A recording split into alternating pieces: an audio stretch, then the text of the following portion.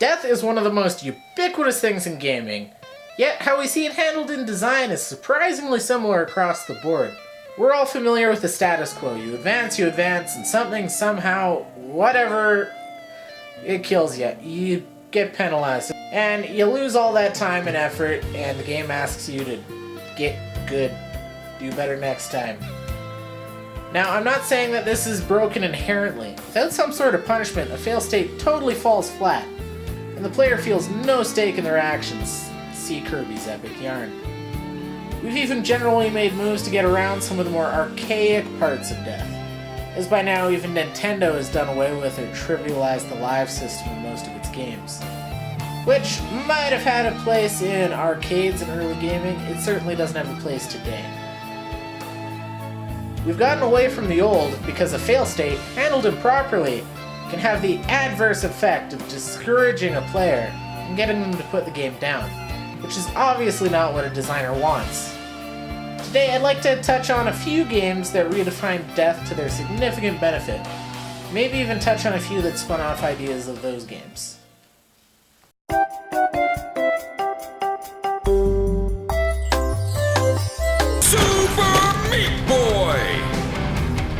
Super Meat Boy is an indie darling for sure, but it's also goddamn infuriating. If nothing else though, the game chooses to wear death on its sleeve, right beside the dark as hell humor and tight platforming. But Super Meat Boy couldn't have ever gotten away with how difficult it is if it played like the normal.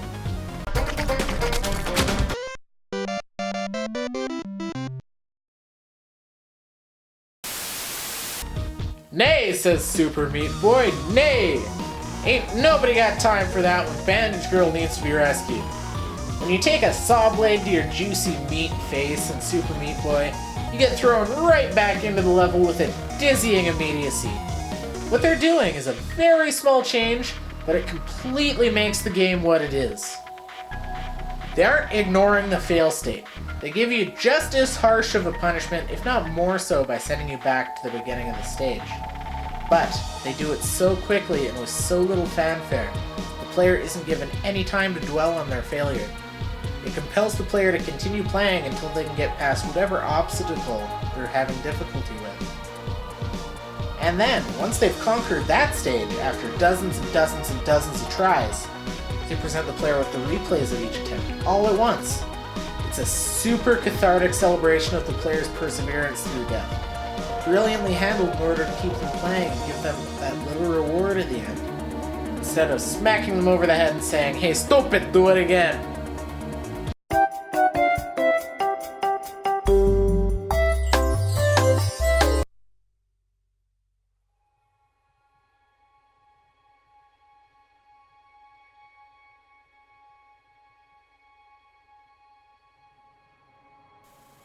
Now, on the complete opposite side of this gory coin, we're going to talk about Bloodborne. Literally the polar opposite of Super Meat Boy's immediacy. The chilling, Lovecraftian world of Bloodborne takes death as the gospel, and it's supposed to be met with dread and make you stop and consider your movements carefully. But most importantly, it's not really a fail state. Let's consider what happens when you die in Bloodborne. You're shuffled back to the checkpoint. The blood echoes, the currency of the game, that you had built up, are laying where you died. And you should probably go and get them. Only this time, you're smarter. You've seen the enemy layouts, you know the jump scares, and you've had a chance to figure out the tricks to survive. The game has at least given you every chance for success. Because out of everything Bloodborne is, it's fair. Or at least the rules of the world are easily understood. The most important factor here is that borrowed corpse running mechanic that the Souls series lifted and remixed from classic MMOs. Sure, you died.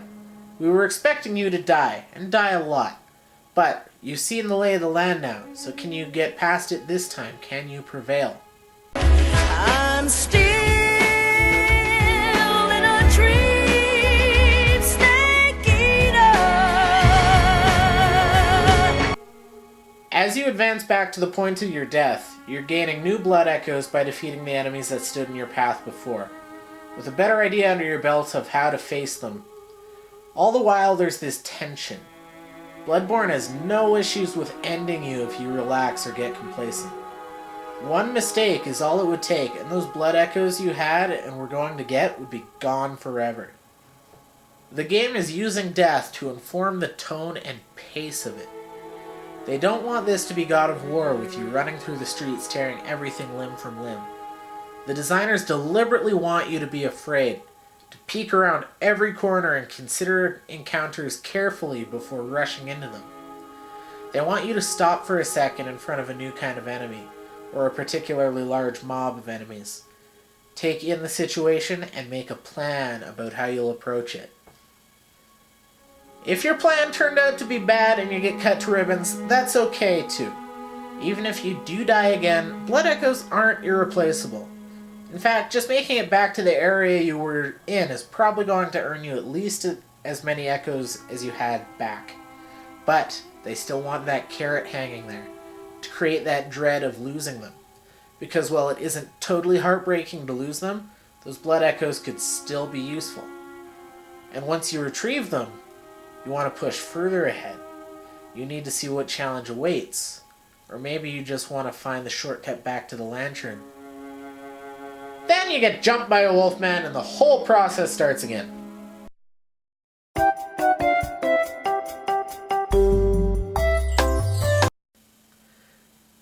Similarly, the roguelike genre wants death to carry some weight. But unlike any other style of death in any other genre, it's an almost total reset. You simply can't memorize the layout of each level and conquer the game through brute force and muscle memory, because it randomly generated itself with new levels each play. Death is a total reset, or at least almost total reset for the roguelike. And because of this, it's asking a different skill from the player than Bloodborne, where it wanted you to think carefully and learn it. On each death, the game is still looking for if you learn from the mistakes you made. But the learning that it asks needs to be totally mechanical in nature. In a good roguelike, you can't learn the level or enemy placements, but you can learn about the enemies themselves. You can get an understanding of their attack patterns, situations where they're most dangerous, and most importantly, how you can work around that. You learn more about the extent of what you can do as a character and what your character can handle, and how you can affect the game world around you and your limitations. The skill factor is only a part of what makes roguelikes compelling though. The random generation of the levels and enemies upon death can help keep the player invested as well. Say you do really well in one run, but then the next 6 you get a string of bad luck and die super early. You're still learning about the game mechanics on some level, so a player should feel like they're growing in skill. Because they're learning more about the game, they feel they're due for a good run next time. There's a psychological aspect here, something like the gambler's fallacy. They know that they should be doing better and can do better. They've been internalizing information about the game and how to survive in its world, after all, during the last runs. So the player may feel like on the next run, they'll obviously crush it. It's due for them. It's time for them to have a good run. Even though statistically, each generation is independent from the last, and the RNG has just as much of a chance to be a dick on the next game. That balance of skill versus luck is largely what keeps a player invested in a roguelike. But a good designer will still want the player to see the whole of the game, so they'll reward the investment of time with tipping that balance in the player's favor. Let's use Rogue Legacy as an example. They have the manner. Over the course of a run in Rogue Legacy, you'll collect gold from chests, enemies, and destructible elements. You'll keep the gold you collect during the run, and it'll be handed down to the next run. The manor is for all intents and purposes a skill tree. But building the tree and unlocking bonuses not only tips the balance toward the player as they invest into it run after run, but seeing what new skills and classes can be unlocked is in and of itself something for the player to look forward to and latch onto to keep them engaged. The manor is also why they include Charon in the game. Will normally take away at least half of your unspent gold before each and every run as a counterbalance. So you can't just hoard over a few runs for the super expensive upgrades. That's something for another video though. So we've just barely taken a peek at 3 variations of death in gaming, and even these can have interesting variations among them. Nobody is going to argue that Bloodborne and Shovel Knight are anywhere near the same, but Shovel Knight has a great spin on the corpse running, where checkpoints can be destroyed during the stage for more gold. But if you do lose, you won't have the checkpoint. That'll make it much harder to get back to where you died.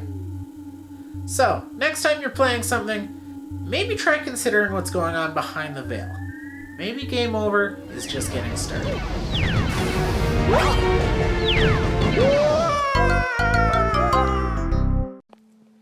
Hello everybody, thank you so much for watching the first episode of Triforce of Design.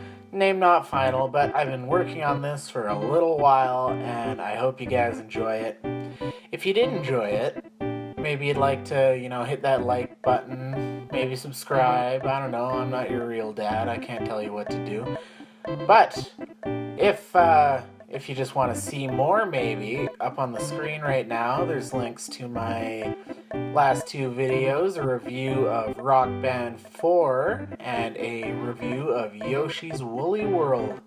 A very friggin' cute game. I really recommend it for anybody to check out. Anyways, thank you guys so much for watching, and stay classy.